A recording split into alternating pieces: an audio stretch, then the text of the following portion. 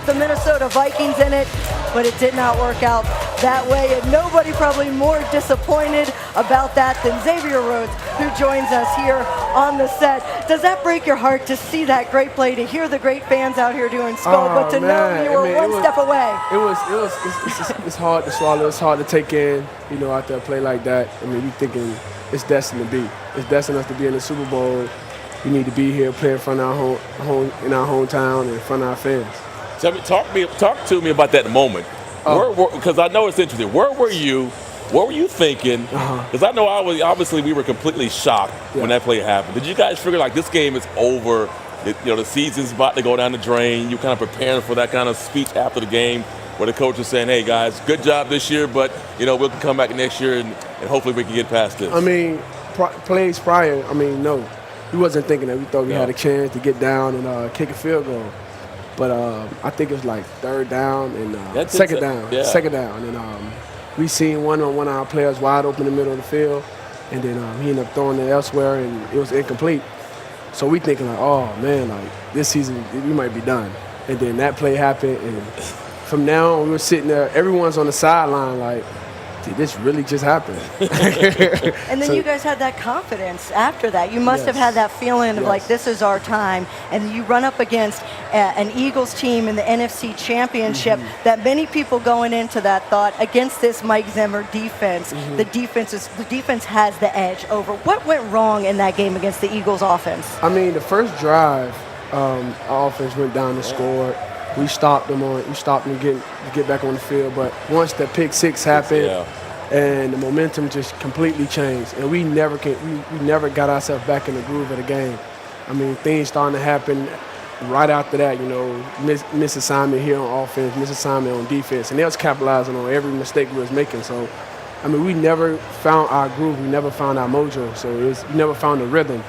And them guys did a good job of not allowing us. They fans did a good job. I mean, the coach was on them not allowing us to find our rhythm. So it was just all them at that moment. So we kept trying to find ourselves within that game, but they didn't allow it to happen. Talk to me about the game plan against Nick Foles. I mean, I'm curious about what's the game plan against him, and how do you guys look at him as a quarterback? Was he sort of the guy that you said, we don't have to worry about the quarterback, just kind of worry about the running backs? And I mean, talk us through that process of how you guys game plan for that I mean, watching the games prior when he was actually playing and starting as a quarterback, he was doing more check downs and giving it to the running backs and stuff like that. So that's how we was thinking of going to the game, and they did the complete opposite.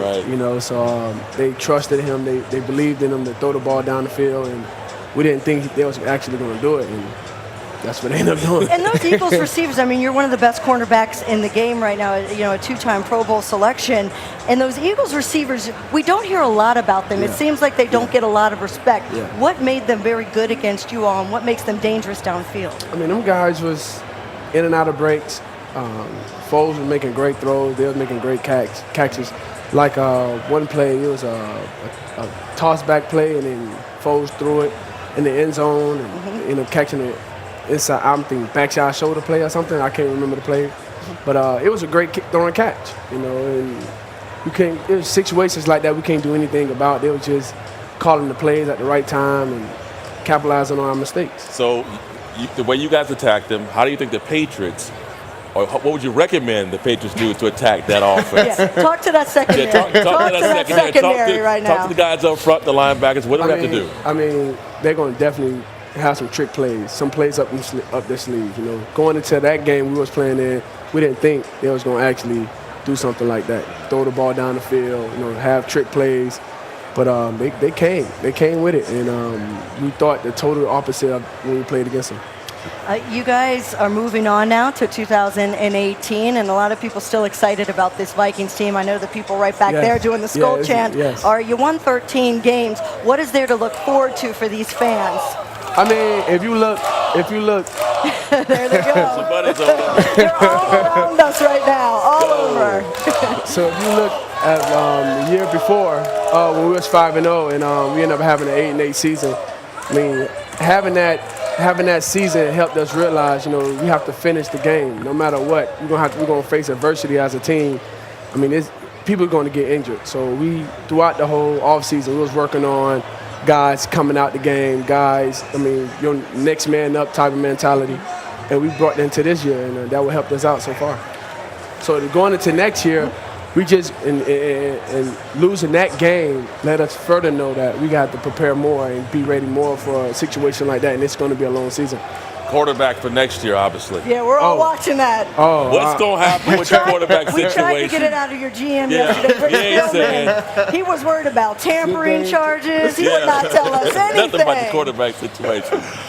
I don't know. You don't know? I don't know, man. Yeah. All three of them free agency right now. Yeah. So I couldn't tell you. All right, well, do us a favor when Rick Spielman tells you, you give us a call so we can be the first one to know. But this, lastly, this defense, it was the strength of the team. Yes. How do you expect to stay together, and what do you think will continue to make you guys one of the best units in the NFL next year? It's the years we've been together. Coach Zim, if you look at his resume, the things he has done when he was at Cincy, them guys was together for years. And the chemistry and the bond they had there, it was amazing. They was top defense when he was there. So he brought that into the Vikings. And as you can see, we've been together for years. And it's been time on defense. We don't even look at each other or look for a call. We just know in this situation, this is where I'm going to be, and I know where Harrison's going to be. I know where Barr's going to be in this certain situation.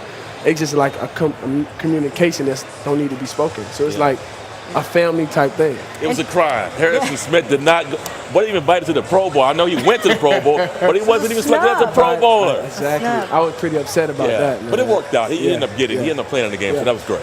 And you mentioned him and Barr as such a young nucleus of this defense for years to come. We're expecting great things from you guys and from the entire Vikings organization. Thank